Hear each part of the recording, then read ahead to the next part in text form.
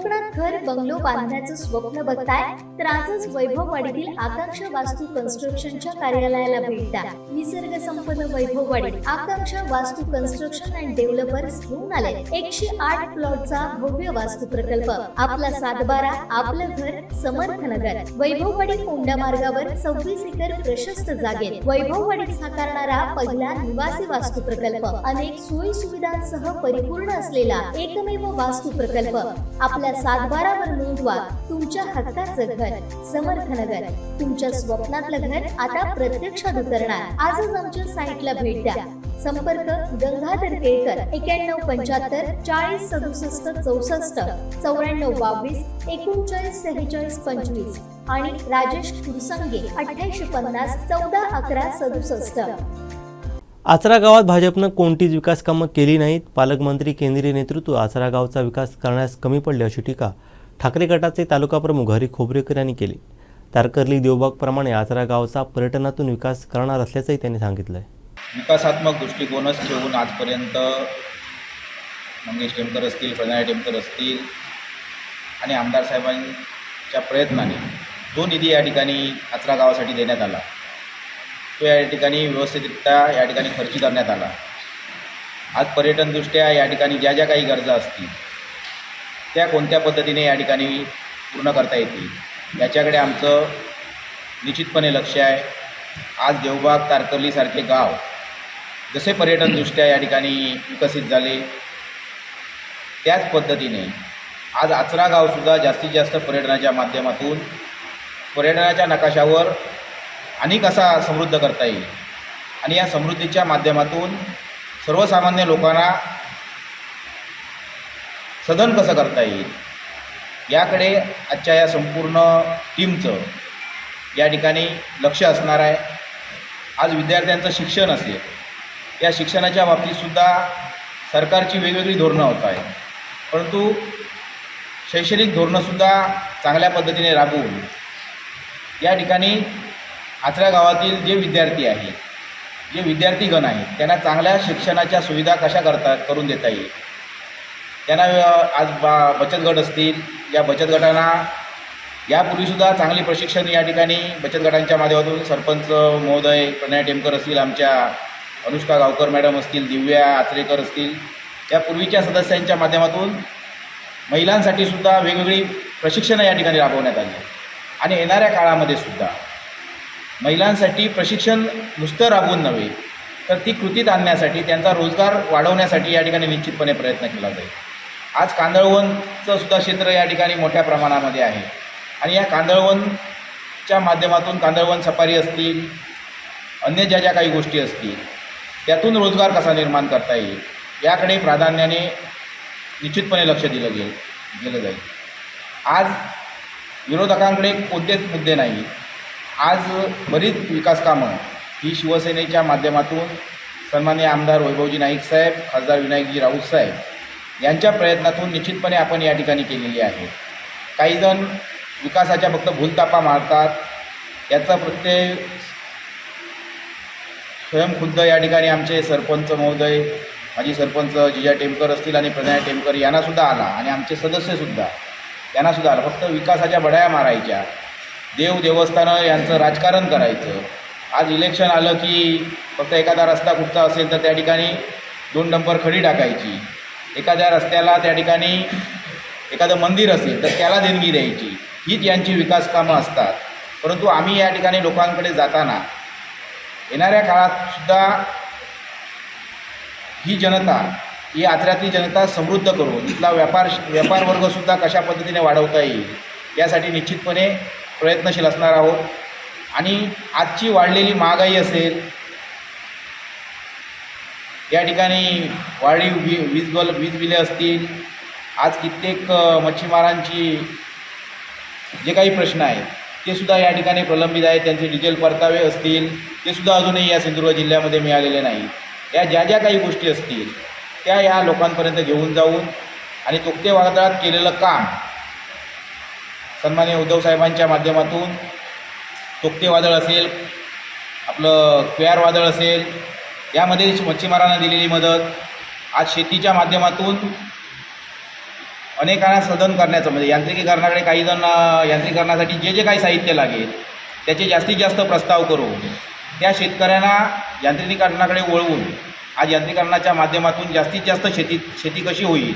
आज शेतीप्रधान गाव आहे आणि या शेतकऱ्यांनासुद्धा त्या ठिकाणी लाभ मिळाला पाहिजे. आज आंबा काजू बागायतदारांचे जे काही प्रश्न असतील ते निश्चितपणे या ठिकाणी त्यांच्यावर लक्ष देऊन त्यांना लागणारी उपकरणं शासनाच्या माध्यमातून त्यांच्यापर्यंत कशी पोचवता येतील हा सर्व प्रयास आमच्या सर्व सदस्यांचा, सर्व या कार्यकर्त्यांचा आणि सरपंच महोदयांचा या ठिकाणी निश्चितपणे असणार आहे. आणि या मेन मुद्दा म्हणजे आज सर्वसामान्य लोकांना जगणं महाग झालं आहे. आज वाढलेला सिलेंडर असेल, वाढलेली बेरोजगारी असेल, सर्वसामान्य शेतकऱ्यांच्या खतांच्या किमती आज गगनाला भिडलेल्या आहेत. हे सर्व गोष्टी या ठिकाणी मुद्दे घेऊन आम्ही या ठिकाणी या रिंगणात उतरणार आहोत. आणि ज्या परीने आम्हाला या आचरा ग्रामपंचायतीचं नाव आजपर्यंत त्याला काळा डाग लागू दिला नाही. गेल्या 5 वर्षामध्ये असतील, त्याच्या 5 वर्षाच्या पूर्वी या ठिकाणी कोणतंही भ्रष्टाचाराचं कार्य या दोन्ही सरपंचांकडून घडलं नाही. आणि तशा पद्धतीने निरपेक्ष भावनेने आपला कारभार राखण्याचं काम येणाऱ्या काळामध्ये आमचे सर्व सदस्य आणि सरपंच या ठिकाणी एक दिलाने आणि एक विचाराने, एकच विचार घेऊन या ठिकाणी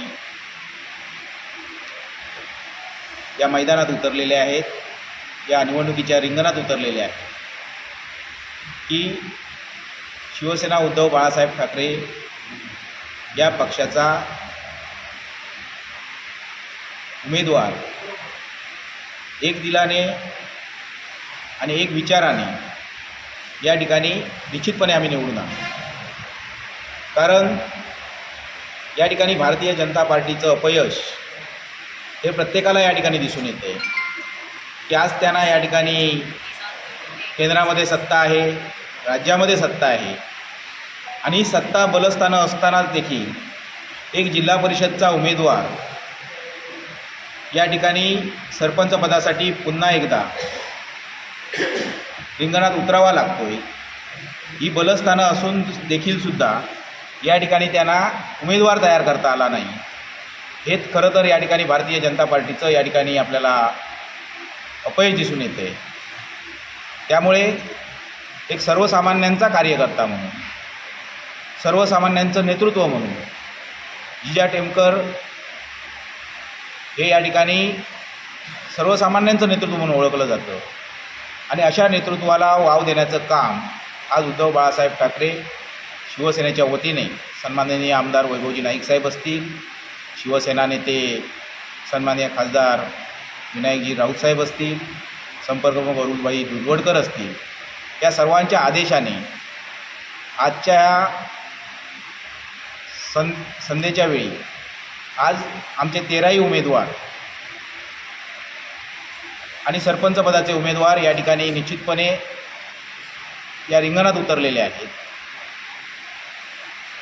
आज विरोधकसुद्धा या ठिकाणी बोलताना म्हणतायत की आम्ही मोदींच्या जीवावर या ठिकाणी मतं मागणार आहोत घरोघरी जाऊन. आज मोदींनी केलेली महागाई असेल, वाढलेली बेरोजगारी असेल, शैक्षणिक दुरावस्था असेल, या सर्व अवस्थेतून जात असताना तुम्ही मोदींचा कोणता चेहरा घेऊन जाणार आहात. आणि हे एकीकडे पाहत असताना या ठिकाणी मोदींचा चेहरा या ठिकाणी घ्यावासा वाटतो. कारण इथले तुम्ही या ठिकाणी नेतृत्व म्हणता, हे नेतृत्व कमी पडले की काय? या जिल्ह्यातील पालकमंत्र्यांचे नेतृत्व असेल, या जिल्ह्यातील केंद्रीय मंत्र्यांचे नेतृत्व असेल, हे नेतृत्व कमी पडले म्हणूनच या ठिकाणी आज त्यांचे तालुका प्रमुख असतील, सर्व भारतीय जनता पार्टीचे पदाधिकारी असतील, हे या ठिकाणी निश्चितपणे सांगतायत की या ठिकाणी आम्ही मोदींच्या नावावर मतं मागणार आहोत. तर या ठिकाणी आमच्या नेत्यांनी कोणतंही काम, विकासात्मक काम या आचरे गावामध्ये करू शकले नाही. या उलट सन्माननीय आमदार साहेबांच्या माध्यमातून, खासदार विनायकजी राऊत साहेब यांच्या माध्यमातून, सन्माननीय उद्धवजी ठाकरे साहेबांच्या माध्यमातून तोक्ते वादळ असेल, या ठिकाणी केआर आणि फयान वादळ असेल, या ठिकाणी शेतकऱ्यांना झालेली मदत, मच्छीमारांना झालेली मदत, आज कोरोनासारख्या भयान परिस्थितीतसुद्धा या ठिकाणी कुठेही या ठिकाणी औषधाचा तुटवडा पडत नव्हता. परंतु आजच्या या परिस्थितीतसुद्धा उद्धव साहेबांनी चांगलं नेतृत्व करून या कोरोनासारख्या महामारीवर विजय मिळवला आणि संपूर्ण जगात अव्वल स्थानामध्ये आपलं नाव कोरलं. त्यामुळे आज वैभव नाईक साहेबांसारखं नेतृत्व, खासदार साहेबांसारखं नेतृत्व, संजयजी पारकर साहेबांसारखं युवा नेतृत्व घेऊन आम्ही आज या ठिकाणी या जिल्ह्यामध्ये, या तालुक्यामध्ये आम्ही घोडदौड करतोय. आमचे दिवसभरातले सर्व अपडेट्स, ताज्या घडामोडी आणि थेट लाईव्ह पाहण्यासाठी सबस्क्राईब करा, लाईक करा कोकणचं नंबर 1 महा चॅनल कोकण 7 लाईव्हचं YouTube चॅनल.